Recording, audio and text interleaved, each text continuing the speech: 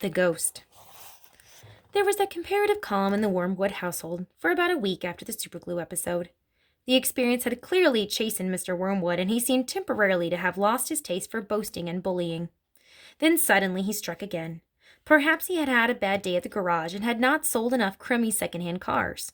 There are many things that make a man irritable when he arrives home from work in the evening, and his sensible wife will usually notice the storm signals and will leave him alone until he simmers down.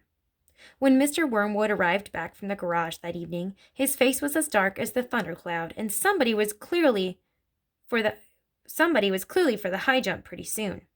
His wife recognized the signs immediately and made herself scarce. He then strode into the living room. Matilda happened to be curled up in an armchair in the corner, totally absorbed in a book. Mr. Wormwood switched on the television. The screen lit up. The program blared. Mr. Wormwood glared at Matilda. She hadn't moved. She had somehow trained herself by now to block her ears to the ghastly sound of the dreaded box. She kept right on reading, and for some reason this infuriated the father. Perhaps his anger was intensified because he saw her getting pleasure from something that was beyond his reach. "Don't you ever stop reading?" he snapped at her. "Oh, hello, Daddy," she said pleasantly. "Did you have a good day?" "What is this trash?" he said, snatching the book from her hands.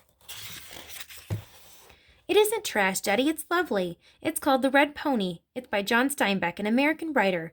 Why don't you try it? You'll love it." "Filth," Mr. Wormwood said. "If it's by an American, it's certain to be filth. That's all they write about." "No, Daddy, it's beautiful. Honestly, it is. It's about—" "I don't want to know what it's about," Mr. Wormwood barked. "I'm fed up with your reading anyway. Go and find yourself something useful to do." With frightening suddenness, he now began ripping the pages out of the book in handfuls and throwing them in the wastepaper basket. Matilda froze in horror. The father kept going. There seemed little doubt that the man felt some kind of jealousy. How dare she, he seemed to be saying with each rip of a page. How dare she enjoy reading books when he couldn't? How dare she? "That's a library book," Matilda cried. "It doesn't belong to me. I have to return it to Mrs. Phelps." "Then you'll have to buy another one, won't you?" the father said, still tearing out pages. "You'll have to save your pocket money until there's enough in the kitty to buy a new one for your precious Mrs. Phelps, won't you?" With that, he dropped the now empty covers of the book into the basket and marched out of the room, leaving the telly blaring. Most children in Matilda's place would have burst into floods of tears. She didn't do this. She sat there very still and white and thoughtful. She seemed to know that neither crying nor sulking ever got anyone anywhere. The only sensible thing to do when you are attacked is, as Napoleon once said, to counterattack. Matilda's wonderfully subtle mind was already at work devising yet another suitable punishment for the poisonous parents. The plan that was now beginning to hatch in her mind depended, however, upon whether or not Fred's parrot was really a good talker, as Fred made out. Fred was a friend of Matilda's. He was a small boy of 6 who lived just around the corner from her, and for days he had been going on about this great talking parrot his father had given him. So the following afternoon, as soon as Mrs. Wormwood had departed in her car for another session of bingo, Matilda set out for Fred's house to investigate. She knocked on his door and asked if he would be kind enough to show her the infamous bird. Fred was delighted and led her up to his bedroom, where a truly magnificent blue and yellow parrot sat in a tall cage. "There it is," Fred said. "Its name is Chopper." "Make it talk," Matilda said. "You can't make it talk," Fred said. "You have to be patient. It'll talk when it feels like it." They hung around waiting. Suddenly the parrot said, "Hello, hello, hello." "It was exactly like a human voice," Matilda said. "That's amazing. What else can it say?" "Rattle my bones," the parrot said, giving a wonderful imitation of a spooky voice. "Rattle my bones." "He's always saying that," Fred told her. "What else can he say?" Matilda asked. "That's about it," Fred said. "But it is pretty marvelous, don't you think?" "It's fabulous," Matilda said. "Will you lend him to me just for one night?"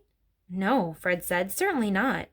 "I'll give you all my next week's pocket money," Matilda said. That was different. Fred thought about it for a few seconds.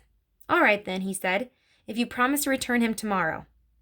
Matilda staggered back on her own empty house, carrying the tall cage in both hands. There was a large fireplace in the dining room, and she now set about wedging the cage up the chimney and out of sight. This wasn't so easy, but she managed it in the end.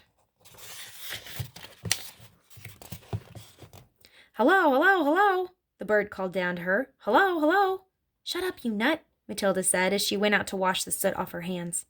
That evening, while the mother, the father, the brother, and Matilda were having supper as usual in the living room in front of the television, a voice came loud and clear from the dining room across the hall. "Hello, hello, hello," it said. "Harry!" cried the mother, turning white. "There's someone in the house. I heard a voice." "So did I," the brother said. Matilda jumped up and switched off the telly. "Shh," she said. "Listen." They all stopped eating and sat there very tense, listening. "Hello, hello, hello," came the voice again. "There it is," cried the brother. "It's burglars," hissed the mother. "They're in the dining room." "I think they are," the father said, sitting tight. "Then go and catch them, Harry," hissed the mother. "Go out and collar them, red-handed." The father didn't move. He seemed in no hurry to dash off and be a hero. His face had turned gray. "Get on with it," hissed the mother. "They're probably after the silver." The husband wiped his lips nervously with his napkin. "Why don't we all go and look together?" he said. "Come on, then," the brother said. "Come on, Mum." "They're definitely in the dining room," Matilda whispered. "I'm sure they are." The mother grabbed a poker from the fireplace. The father took a golf club that was standing in the corner. The brother seized a table lamp, ripping the plug out of its socket. Matilda took the knife she had been eating with, and all four of them crept towards the dining room door, the father keeping well behind the others. "Hello, hello, hello," came the voice again. "Come on," Matilda cried, and she burst into the room brandishing her knife. "Stick 'em up," she yelled. "We've caught you." The others followed her, waving their weapons. When they stopped, they stared around the room. There was no one there. "There's no one here," the father said, greatly relieved. "I heard him, Harry," the mother shrieked, still quaking. "I distinctly heard this voice." "So did you. I'm certain I heard him," Matilda cried. "He's in here somewhere." She began searching behind the sofa and behind the curtains. Then came the voice once again, soft and spooky this time. "Rattle my bones," it said. "Rattle my bones." They all jumped, including Matilda, who was a pretty good actress. They stared round the room. There was still no one there. "It's a ghost," Matilda said. "Heaven help us!" cried the mother, clutching her husband around the neck. "I know it's a ghost," Matilda said. "I've heard it here before. This room is haunted. I thought you knew that." "Save us!" the mother cried, almost throttling her husband. "I'm getting out of here," the father said, grayer than ever now. They all fled, slamming the door behind them. The next afternoon, Matilda managed to get a rather sooty and grumpy parrot down from the chimney and out of the house without being seen. She carried it through the back door and ran with it all the way to Fred's house.